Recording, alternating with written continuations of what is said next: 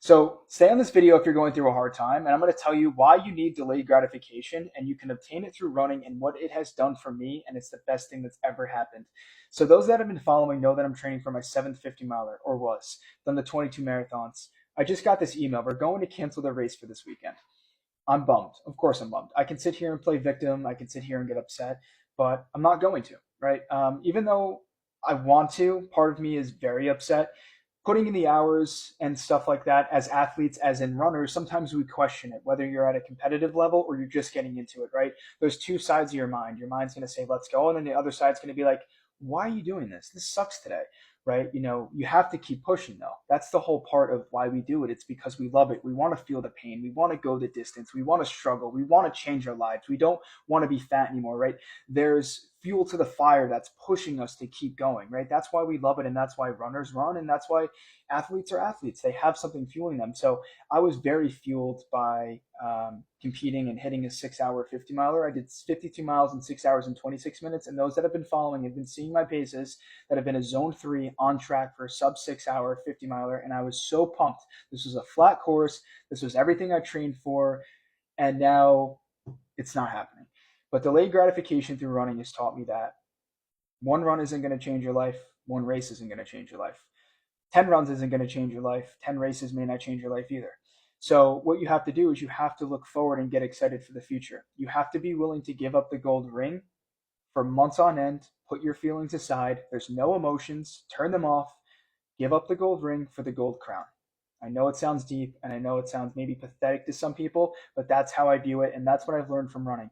You have to put in hours and hours and hours and months and sometimes years to obtain that 130 heart rate, to lose that 50 pounds, right? But it's those days that you stack that allows you to, when you finally hit it, to look back and say, wow, I did it.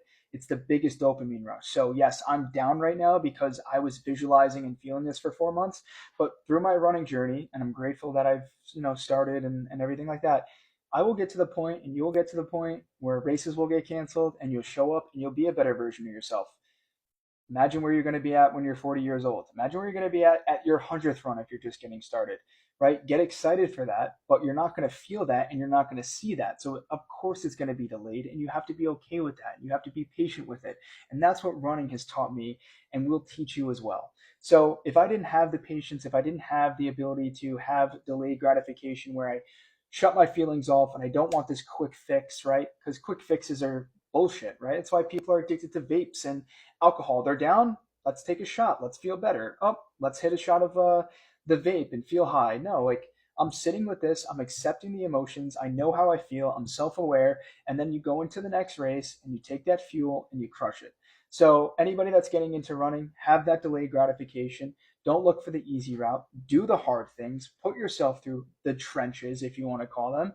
And then from there, stay patient, put something on the map, and you will be the happiest person ever. So even though I'm the saddest person right now and this happened, I'll wait for another 50 miler and I'll be the happiest person ever because I love running. And the person that loves running compared to the one that just does it for a trophy is going to go way further. So yes, I did want that trophy. I love trophies, but I also love running more, hence the 22 marathons and now 750 miler when I get another race on the map. So yeah, that's pretty much it. Sucks to suck, and it is life, but life goes on, and it's out of my control. And the best thing that you can do when you have hard times is accept them and realize that if it is out of your control, there's no reason to get down. There's no reason to get upset. The universe said something, and now you have to adjust and pivot. And that's the beautiful and the best thing about life is things won't always go your way.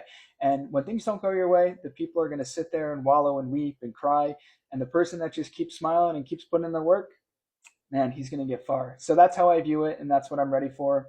But just thought I'd share this with you because I know a lot of people have been following me, some DMing me, rooting for me and stuff. But, sucks with the air quality. But you just kind of go from there. So I'll put another race on the map, and then we'll get after it. So